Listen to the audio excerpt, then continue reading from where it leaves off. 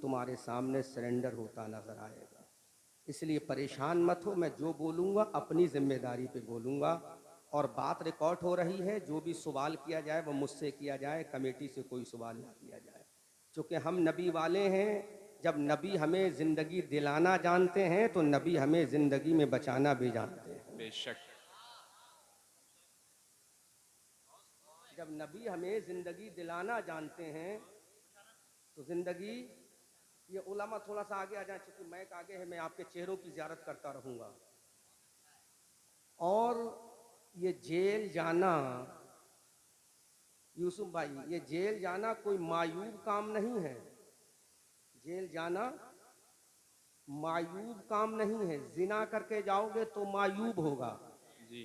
चोरी करके जाओगे तो मायूब होगा, किसी को सता कर जाओगे तो मायूब होगा, किसी को मार कर जाओगे तो मायूब होगा, किसी को तड़पा कर जाओगे तो मायूब होगा, किसी को कत्थर आउट करके जाओगे तो मायूब होगा, किसी की प्रॉपर्टी ज़मीन और जायदाद पे नाजायज़ कब्जा करके जाओगे तो मायूब होगा। लेकिन जब इश्क़ रसूल में जाओगे तो शोएब अबू तालिब की सुन्नत अदा होगी, हज़रत बिलाल की सुन्नत अदा होगी। इधर जेल में तुम जाओगे बिलाल की सुन्नत अदा करने के लिए, उधर मुस्तफ़ा कहेंगे देखो मेरा वफादार आ रहा है।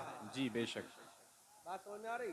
तो मैं आईने हिंद, दस्तूर हिंद को भी मलहूज़ नज़र रखूंगा और दस्तूर इस्लाम को भी मलहूज़ नज़र रखूंगा।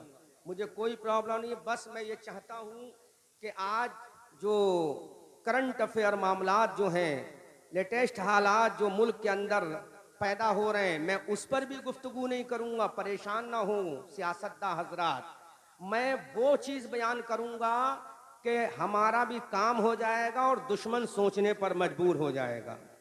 बोलो ये तो सुनोगे कि नहीं सुनोगे? जी। अगर ये भी नहीं सुनोगे तो फिर मैं क्या बयान करूं?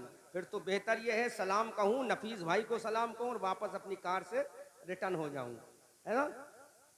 दुश्मन जब एतराज करेगा, मोतरिज जब एतराज करेगा, हमला करने वाला हमला करेगा तो उसका दिफा किया जाएगा, नहीं किया? हिंदुस्तान का कानून कहता है, हिंदुस्तान का संविधान कहता है, डॉक्टर भीमराव अंबेडकर का लिखा हुआ कानून कहता है, अगर कोई तुम्हारे ऊपर हमला करे तो तुम्हारा हिंदुस्तान का कानून सेल्फ डिफेंस का कानून सिखाता है, अपनी जान को बचाने की हिफाजत का कानून देता है। तो ये चीज़ बयान करना कोई सियासत नहीं है, इस चीज़ से आशना करना इस्लाम का अहम जुज है। लेकिन मेरी कौम के लोगों, आज जो हालात मुल्क के अंदर चल रहे हैं, अगर तुम ना समझे तो याद रखो तुम्हें बचाने के लिए अब कोई अबू बकर सिद्दीक नहीं आएगा, अब तुम्हें बचाने के लिए कोई फारूक आजम जैसा अलमबरदार नहीं आएगा, अब तुम्हें बचाने के लिए कोई उस्मान गनी अपनी दौलत लेकर नहीं आएगा, अब तुम्हें बचाने के लिए कोई फातह खैबर जुल्फ़िकार लेकर नहीं आएगा, अब तुम्हें बचाने के लिए हजरत सैफुल्लाह की शक्ल में तलवार लेकर नहीं आएगा, अब तुम्हें बचाने के लिए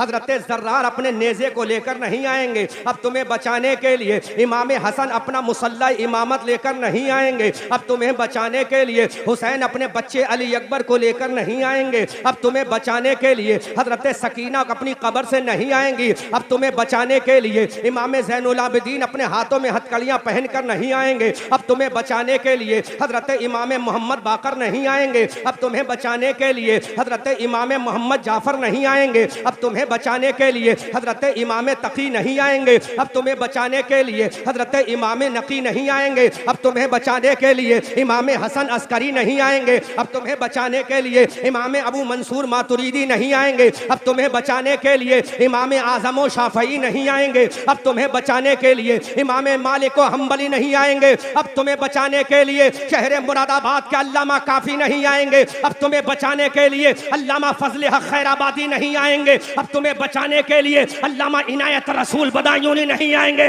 ऐ अल्लाह, अब हमें बचाने के लिए कौन आएगा? अल्लाह का कुरान बोल रहा है, अरे आगे बढ़ना तेरा काम होगा, बचाना मेरा काम होगा। नारे नारे तकबीर, नारे तकबीर, नारे रिसालत। मसलके आला हजरत अहमद रजा मंजरी साहब अहमद रजा मंजरी साहब। मैंने पूरा खुतबा बचाकर आपका टाइम बचा दिया है, मैंने तमहीदी जुमले छोड़कर आपका वक्त बचा दिया, सेव कर दिया है। अब तुम्हें बचाने के लिए कोई हुसैन नहीं आएगा, अब कोई मैदान बदर का गाजी नहीं आएगा, अब मैदान बदर का कोई शहंशाह नहीं आएगा, अब उहद का कोई जानिसार नहीं आएगा, अब तबूक का कोई लड़ने वाला नहीं आएगा, अब तुम्हें हजरत जर्रार अपना लेजा लेकर नहीं आएंगे। अब हिंदुस्तान का कानून आएगा जो तुम्हें बचाएगा, सेल्फ डिफेंस का कानून आएगा। अगर तुम पर कोई हमला करने के लिए आगे बढ़े तो भारत का संविधान इजाजत देता है, भारत का कानून इजाजत देता है। अगर तुम्हारे बच्चों को कत्ल करने के लिए कोई आगे बढ़े तो तुम भी आगे बढ़ जाओ, क्योंकि ये भारत का कानून है और भारत के कानून पर जो अमल कर ले उसी का नाम मुसलमान है। बेशक बेशक बेशक बेशक का नाम मुसलमान है। खाली चूहों की तरह जिंदगी गुजारने वाले का नाम मुसलमान नहीं। हजरत फारूक आजम के नाइब का नाम मुसलमान है, हजरत उस्मान गनी के वफादार का नाम मुसलमान है। अगर मैदान बदर में हमने कमल खिलाए हैं, अगर मैदान ओहद में हमने गुल और फूल और बेटे बूटे खिलाए हैं, तो याद रखो करबला में 3 दिन भूखे भी हम ही रहे हैं, करबला में 3 दिन प्यासे भी हम ही रहे हैं। अगर हमने मैदान बदर के फातह आजम का लक़ब अपने सर पे रखा है, अगर ताज फाखरा अपने सर पे रखा है, तो करबला के मैदान में 3 दिन के भूखे हम ही थे, 3 दिन के प्यासे हम ही थे, 3 दिन के परेशान हाल हम ही थे। लेकिन हमने बता दिया दुनिया वालों, जो जान मांगो तो जान देंगे, जो माल मांगो तो माल देंगे, जो जान मांगो तो जान देंगे, जो माल मांगो तो माल देंगे। न होगा हमसे कभी यह हरगिज नबी का जाहो जलाल देंगे। बेशक बेशक बेशक नबी का जाहो जलाल देंगे। करंट हालात पर गुफ्तगू कर रहा हूं, तवज्जो से समात करो।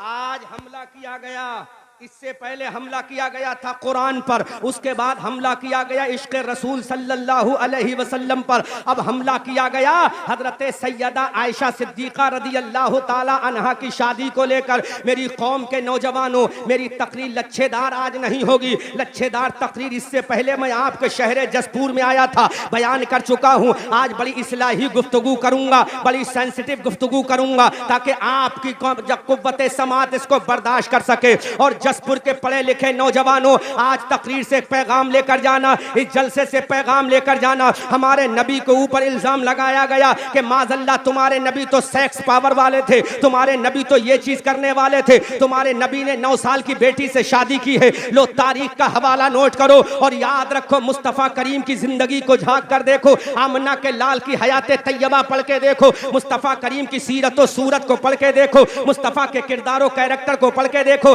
अल्लाह के इज्जत और जलाल की कसम, अल्लाह के हबीब जब गारे हिरा से कुरान अजीम की वही को लेकर जब आए थे, तो मेरे नबी ने नहीं कहा पढ़ो नमाज, मेरे नबी ने नहीं कहा रखो रोजा, मेरे नबी ने नहीं कहा दो ज़कात, मेरे नबी ने नहीं कहा पर झुक जाओ अल्लाह की बारगाह में। जब मेरे नबी ने दीन का पैगाम दिया था, तो मक्का के आतंकवादी खड़े थे, मक्का का एक से एक बड़ा गुंडा खड़ा था, मक्का का एक से एक बड़ा खतरनाक खड़े इंसान खड़ा था, मक्का का एक से बड़ा टेररिस्ट आतंकवादी खड़ा था। उस वक्त मेरे नबी ने एक ही पैगाम दिया था चेयरमैन साहब, उस वक्त मेरे नबी ने एक ही क्वेश्चन मार्क किया था, उस वक्त मेरे नबी ने एक ही सवाल किया था कमेटी वालों। जब मेरे नबी ने अपनी कौम को पहला खिताब किया था, तो मेरे नबी ने ऐलान किया था, ये नहीं कहा कि अल्लाह एक है, मेरे नबी ने नहीं कहा ये अल्लाह की कुरान है, मेरे नबी ने नहीं कहा मैं अल्लाह का नबी हूँ, मेरे नबी ने नहीं कहा मैं अल्लाह का पैगंबर बनकर आया हूँ, मेरे नबी ने नहीं कहा मैं हादी बरहक बनकर आया हूँ। बल्कि जसपुर के लोगों, अहमद रजा मंजरी का ये तारीखी जुमला नोट करो, जो मेरे नबी ने कोहे फारान को अपना मिंबर बनाकर ऐलान किया था, ऐ मक्का वालों, अपने दिल पे हाथ रख के बताना, क्या मैं मोहम्मद ने कभी किसी की बेटी के साथ जिना किया है? तो मक्का के बड़े से बड़े दुश्मनों ने कहा, ऐ मोहम्मद हमने कभी आपको नहीं देखा। दूसरा सवाल मेरे नबी ने किया, ऐ मक्का के लोगों, क्या कभी तुमने मुझे झूठ बोलते हुए सुना है? मक्का की आतंकवादियों ने कहा, ऐ मोहम्मद आपसे बड़ा सच्चा तो पूरे मक्का में कोई नहीं है, पूरे जजीरे अरब में कोई नहीं है, कोई खित्ता अरब में कोई नहीं है, इन पहाड़ियों के दामन में बसने वाला कोई नहीं है। अल्लाह के हबीब ने तीसरा सवाल किया, ऐ मक्का के लोगों बोलो, क्या मैंने किसी की जमीन और जायदाद और प्रॉपर्टी दबाई है? मक्का के लोगों ने कहा, ऐ मोहम्मद रसूलुल्लाह, ऐ मोहम्मद इब्ने अब्दुल्लाह, हमने कभी नहीं देखा आपने किसी की जमीन और जायदाद और प्रॉपर्टी दबाई हो। अब फिर मेरे नबी सवाल करते हैं, बोलो क्या मैंने किसी पाक दामन औरत के ऊपर तोहमत लगाई है? मक्का के लोगों ने कहा, ऐ मोहम्मद हमने कभी नहीं देखा। मेरे नबी ने फरमाया, क्या मैंने कभी किसी की चोरी की है? तो मक्का के लोगों ने कहा कि नहीं नहीं मोहम्मद हमने कभी ऐसा भी नहीं देखा। अब मजहब को एक साइड में रखो, मैं दुनिया वालों से पूछना चाहता हूं, इसमें मजहब की बात बाद में है, इंसानियत की बात पहले है। मजहब की बात बाद में है, इंसानियत की बात पहले है। चोरी के बारे में नबी ने पूछा, इंसानियत की हिफाजत हो रही है। जिना के बारे में नबी ने पूछा, इंसानियत की हिफाजत हो रही है। गरीब को सताने के बारे में मुस्तफा ने पूछा, इंसानियत की हिफाजत हो रही है। मालो असबाब गसब करने के बारे में मुस्तफा ने पूछा, इंसानियत की हिफाजत कर रहे हैं। तो मेरे नबी ने कहा, अरे पैगाम इलाही तो मैंने बाद में दिया है, इंसानियत का पैगाम मैंने पहले दिया है। नारे तकबीर, नारे रिसालत, मसलके आला हजरत मौलाना अहमद रजा मंजरी साहिब क़िबला। नारे तकबीर, नारे रिसालत।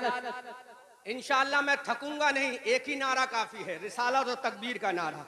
मैं थकूंगा नहीं, 2 घंटा भी बोलूंगा तो मुझे कोई प्रॉब्लम क्रिएट नहीं होगी अल्हम्दुलिल्लाह। जो कि लंबा नारा लगेगा तो टाइम ज्यादा होगा, है ना। मैं ही चाहता हूं कम वक्त में ज्यादा बात हो जाए। बोलो चेयरमैन साहब, इसमें मजहब की बात तो बाद में है, लेकिन इंसानियत की बात पहले है। इंसानियत की बात पहले है। चोरी से रोकना इंसानियत की बात है। अगर कोई गरीब इंसान मेहनत करके पैसा इकट्ठा करेगा, उसका माल चोरी हो जाएगा, तो सोचो गरीब के दिल पे क्या गुजरेगा। अगर किसी की बहू बेटी के साथ जिना हो जाएगा, तो सोचो इंसानियत का जनाजा कैसे निकलेगा। अगर किसी गरीब का माल दबा लिया जाएगा, तो सोचो इंसानियत कैसे सिस्कियां लेगी। सोचो अगर किसी मजलूम को दबाया जाएगा, इंसानियत कैसी आहो बुका करेगी। तो मेरे पैगंबर ने ऐलान कर दिया, द ग्रेट प्रॉफिट मोहम्मदुर रसूलुल्लाह ने ऐलान कर दिया, ए मक्का के लोगों, आमना का लाल जो दीन लेकर आया है वो दीन फितरत है, इंसानियत का। अगर तहफ्फुज करने का कोई दर्स देने वाला अगर मजहब है, तो उस मजहब का नाम मजहब इस्लाम है।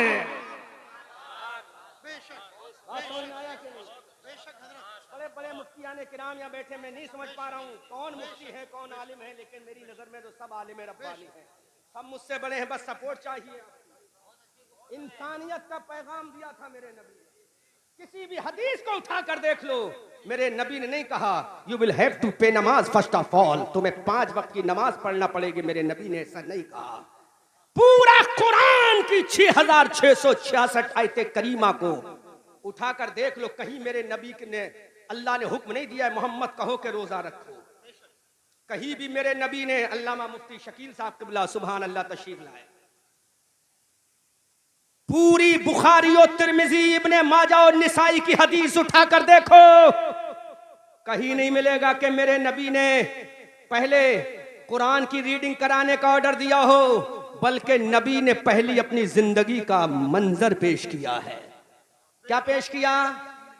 जिंदगी का मंजर पेश किया। अल्लामा मुफ्ती शकील साहब क़िबला अल्लाह सलामत रखे। बड़ी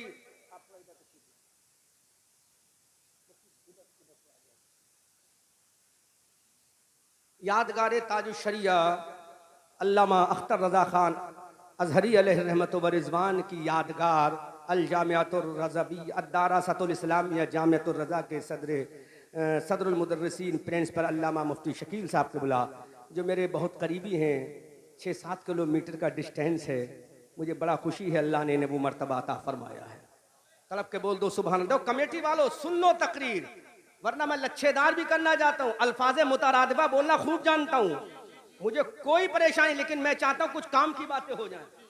मैं भी चाहता हूँ शेर व शायरी करके बहुत अच्छे लच्छेदार तकरीर करना जानता हूँ। नेट पे सुन लो, मैं लच्छेदार तकरीर कर लेता हूँ, लेकिन आज मैं लच्छेदार से हटकर हकीकत की बात बयान करूंगा।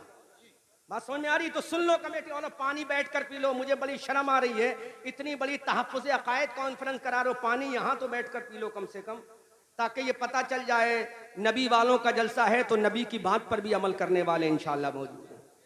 कमेटी वालों यहाँ बैठ कर पानी पिलाओ सबको और तकरीर सुनो। नफीस भाई अल्लाह सलामत रखे।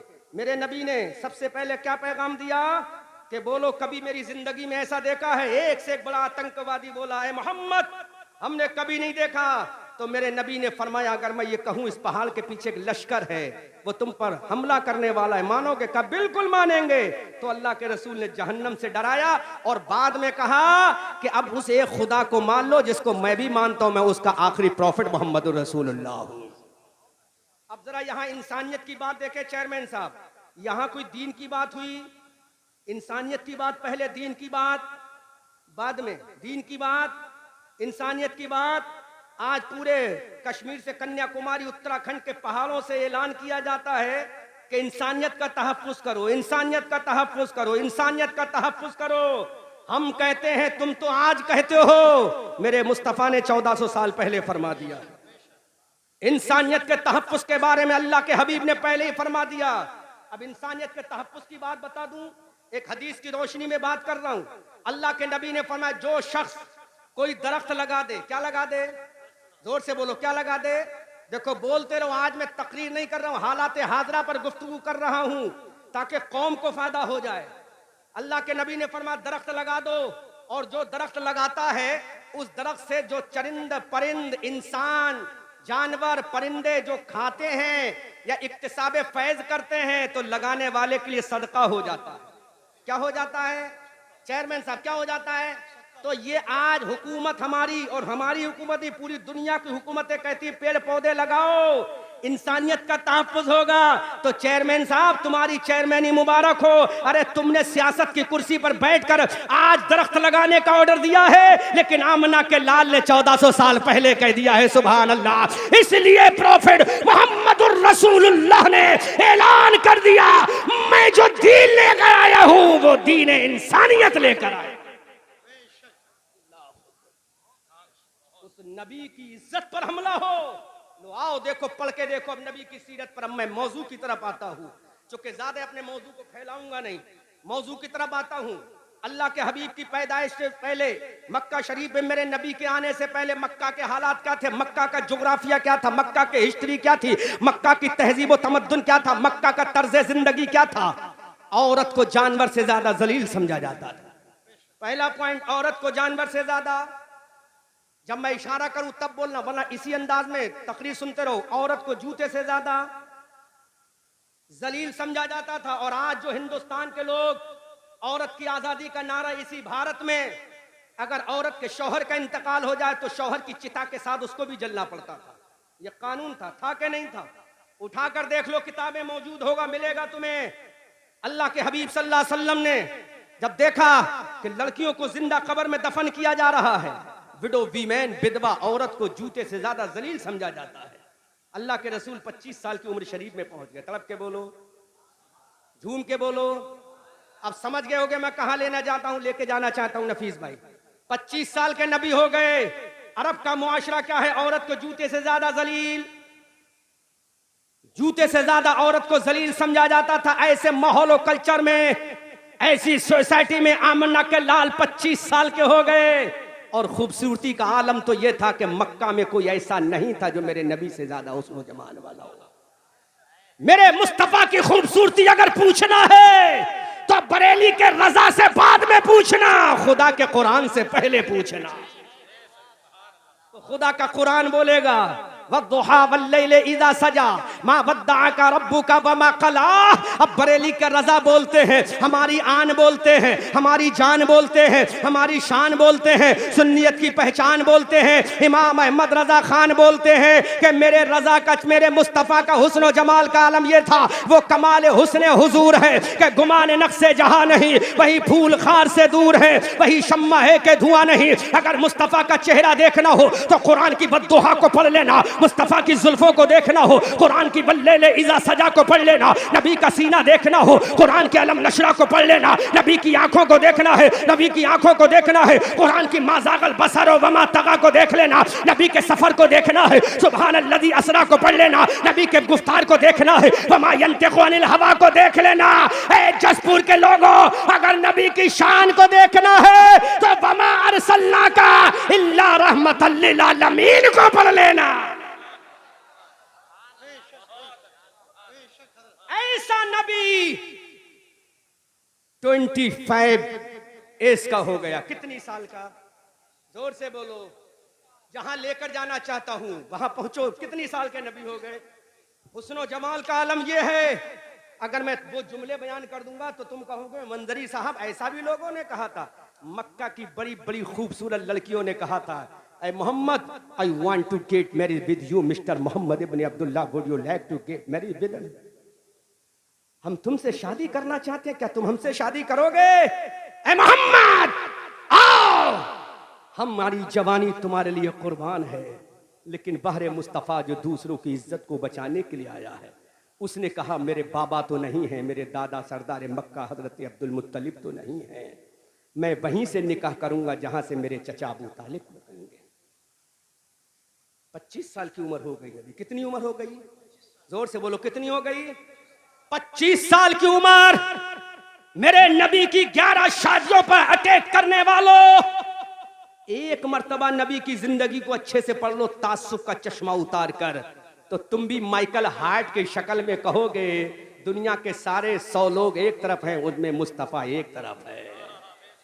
ये माइकल हार्ट अंग्रेज मुअर्रिख और राइटर, जिसने दुनिया के 100 लोगों की लिस्ट बनाई, बड़े बड़े स्कॉलर, बड़े बड़े दुनिया के दानिश्वरों के नाम लिखा।